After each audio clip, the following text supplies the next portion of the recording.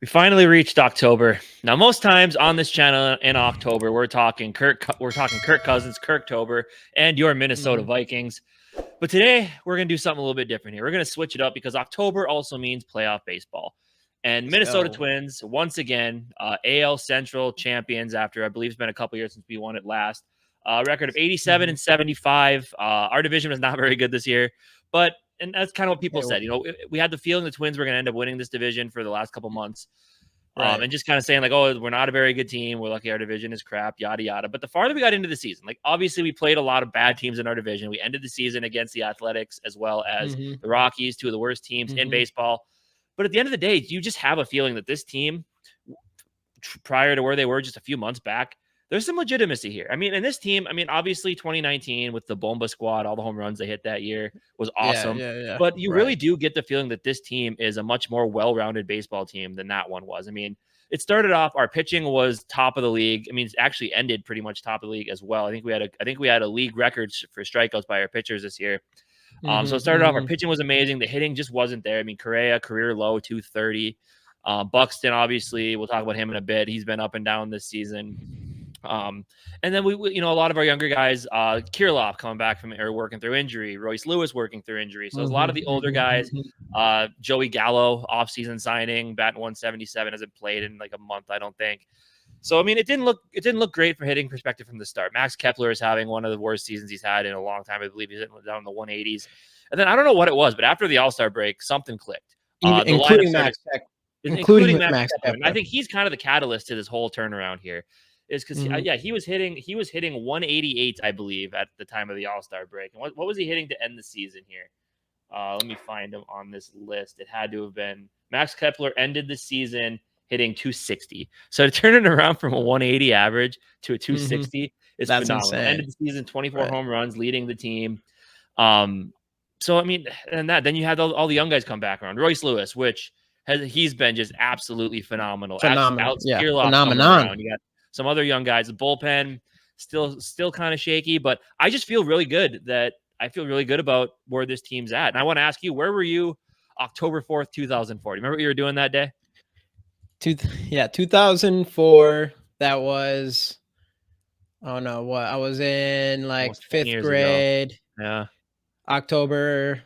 I don't know. Probably getting going to school and stuff. I don't know. Yeah. But I know where you're going with this. I know where you're going with this. I'll Yeah. let you finish this one up. That was the last time your Minnesota Twins won a playoff baseball game, right? Which is just Yep. Yep. absolutely ridiculous. I mean, obviously, there was a bit of a buzzsaw in the middle of the stretch. I mean, we're 0-18. Let's just put that out there. 0-18 in our last playoff games, which is a pretty Mhm. ridiculous stretch. In a series, most of the time, a team can find a way to fall into a win, right? The Timberwolves, all viewed as the worst Minnesota sports team basically ever, has won multiple playoff games since the Twins have last won one, right? And obviously, Yeah. throughout that stretch, the buzzsaw was how many times we ended up playing the Yankees in a series. I mean, I think our last series was against Houston, but before that, it was Yankees, Yankees, Yankees, Yankees, right? So that was the big thing. And this time, it's not the Yankees, it's the Blue Jays. Blue Jays is Mhm. still a solid Mhm. team coming out of the pretty stacked American League East, but I don't know, just something about this team. I feel like for sure they'll get the win, but at least the one win. But I'm going to call it. I think they win this series. I mean, the good thing about being that the division winner in the wild card round is you get all three games at your home stadium, no Yeah. traveling. They all got to come here, Target Field. You know how Minnesota sports fans are. We're just starving for playoff success. That place is going to be Yeah. absolutely rocking, even though it's going to be a 3:30 first pitch today, which seems a little bit odd, but at the end of the day, it is what it is. I mean, other games need to be played later in the day. I get it. The Twins aren't that super exciting division winner, but I got a good feeling. Well, what are your thoughts going into this little playoff stretch for our Minnesota Twins? Man, I mean, you said, I mean, you're jumping the gun here, wanting an entire series. But I get it. No matter what, I want to win, and I know for a fact, like going in this game, most Twins fans, including myself and including you, it's like we just want that one win. You know, you had the whole October 4th thing, whatever, whatever. We haven't seen a single win in a series, which is crazy.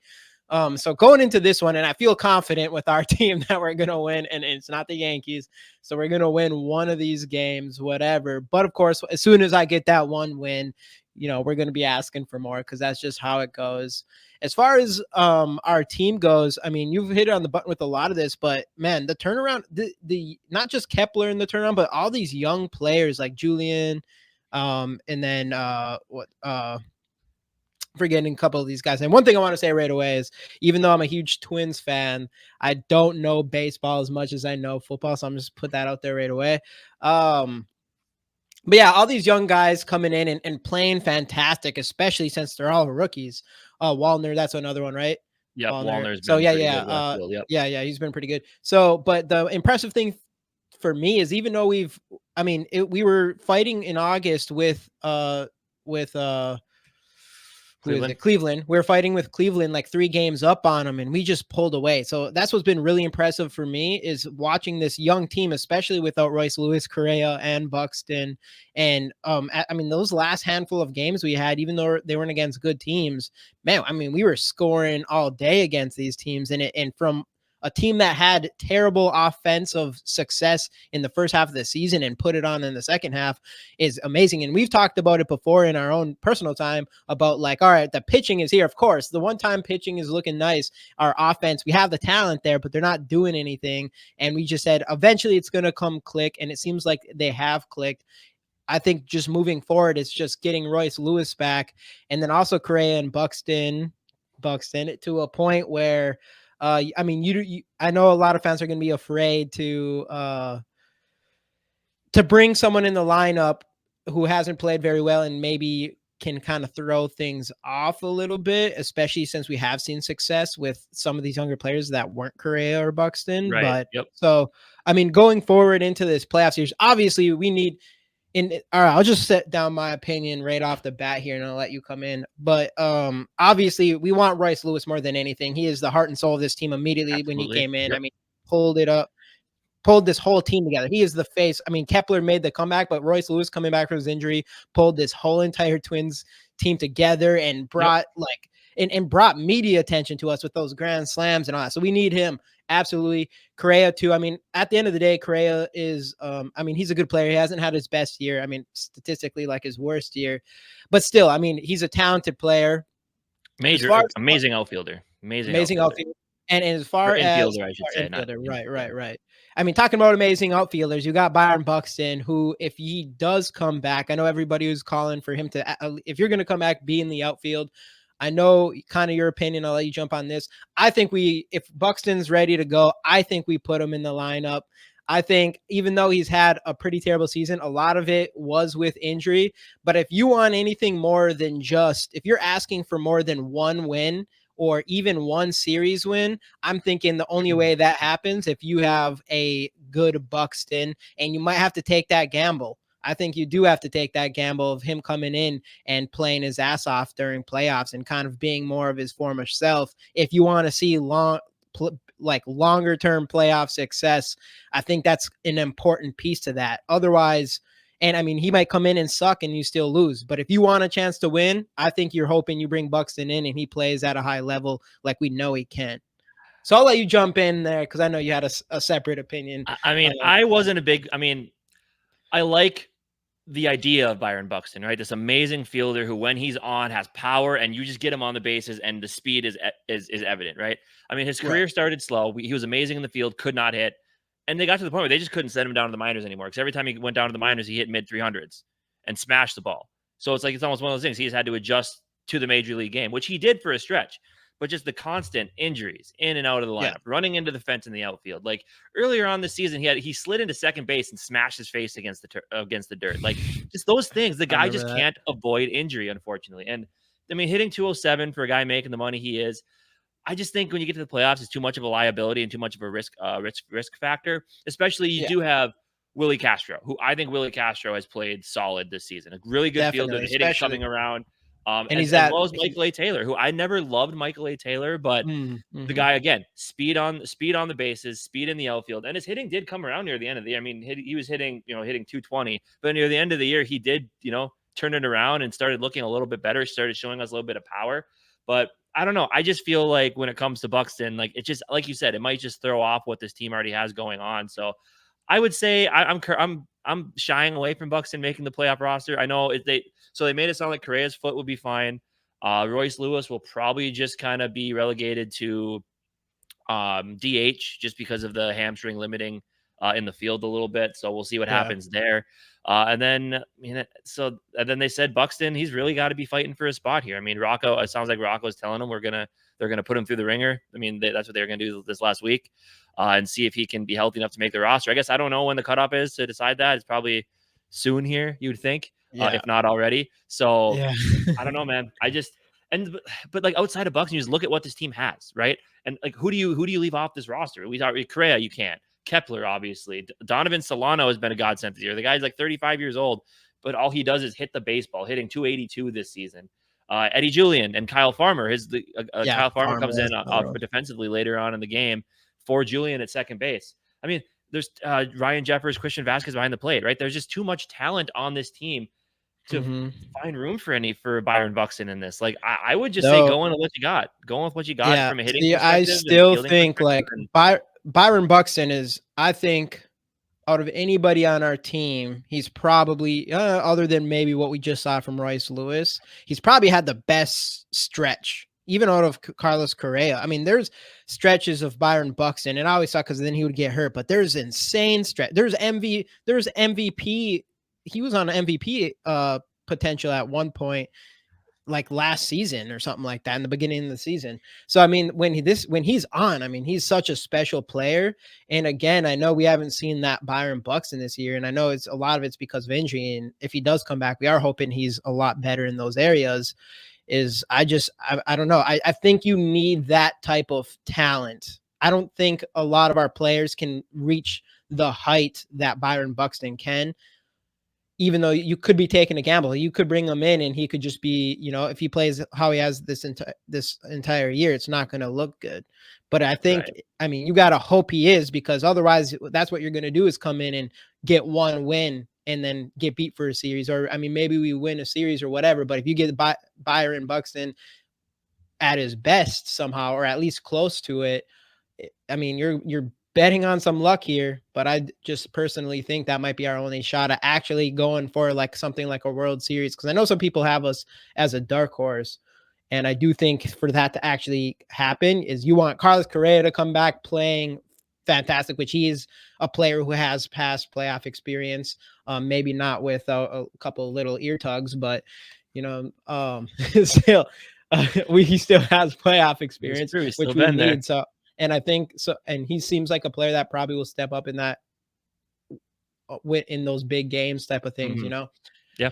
And I feel for Um, Byron Buxton too, which you shouldn't, but it's like, I don't know. I kind of want it. Just sucks for him to be kind of the face of this franchise yeah. up until this year, really, and not have a chance in the playoffs. But Mhm.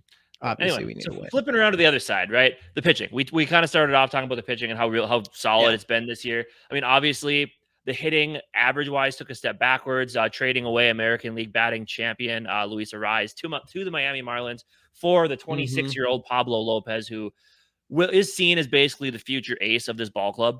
Yeah. So this season, 32 games started, 11-8 overall, 3.66 ERA. Gave up 24 home runs, 74 earned runs, and 176 hits. But the big number with him, 234 strikeouts this season. And I feel like the beginning to his season was better than the end of it. And I have this weird thing with me, and it's every sport where I notice that players play really well. They get their first big contract, and then they kind of Mm-hmm. dip and they struggle for a bit. And that's kind of the path that Pablo Lopez took. He started off amazing, signed the big deal, and then he did tail off a little bit. I mean, obviously he came back around near the end of the season.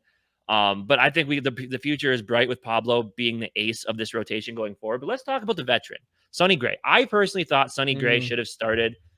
should have started the first game. I mean, not as many strikeouts, 183, but that 2.79 ERA is fantastic, and only an 8-8 Mm-hmm. record, which everybody pointed it out. Every start he would pitch amazing and never get any run support, and then eventually, he's getting a little older. I guess I heard his like third time through the rotation. is kind of when he started to struggle. So he'd get no run support, get to that point, and then give up a couple runs and get pulled. But 8-8 with a 2.79 ERA. Like I think the first couple months in baseball, he had the best ERA for a starting pitcher. I think he was down in like the 1.6s or something like that. So Mhm. absolutely phenomenal by Sonny Gray. I would have rather seen. I feel like even with all the strikeouts with Pablo, I feel like there's just too many errant hits that he gives up. But I definitely, get the feeling where it really does feel like Sonny Gray, this might be his last season with the Twins. It'd be cool if they could keep him around, but I think this is Mhm. one of those things where they want to see like Pablo is the future of this pitching staff, and they want him to show us something. I mean, and outside of that, Joe Ryan, Bailey Ober, who have been both solid. Joe Ryan struggled a little bit near the end of the year here, but I still think the future is super bright with him. Again, 27 years old. Kenta Maeda, after coming back from his Tommy John surgery, started off slow, but he's pitching really well. You Mhm. got Dallas Keuchel, who I believe is on the 10-day IL, so he's gonna be missing this series. But the bullpen is a little bit sketchy. I mean, Emilio Right. Pagan came around actually this season, which is kind of surprising. Louis Varland, former starter, he's going to be out in that bullpen. Griffin Jacks, who has been up and down this year.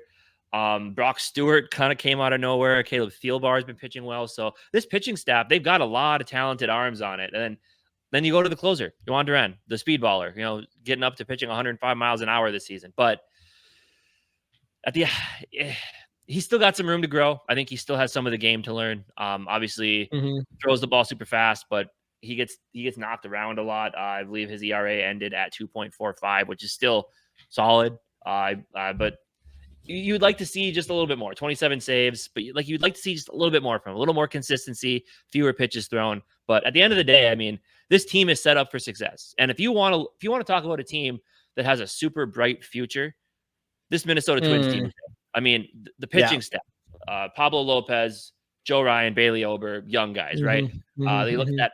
There's going to be young guys that were drafted within the last 4 or 5 years at every position in the infield and the outfield in the next couple seasons. I mean, outside of Correa, but this team is built for long-term success. If they're managed properly and you just keep adding pieces here and there, the bullpen's going to need a few more arms going forward, Yes. but this is where And it starts. healthy. This is Healthy. where it starts. Win a That's series not at the very least, bring some confidence to this ball club, and let's see how far we can do. No one expects us to do anything, so yeah. let's see if we can make a No. run and get it done. I want to see the champagne bottles popping after the first game we win.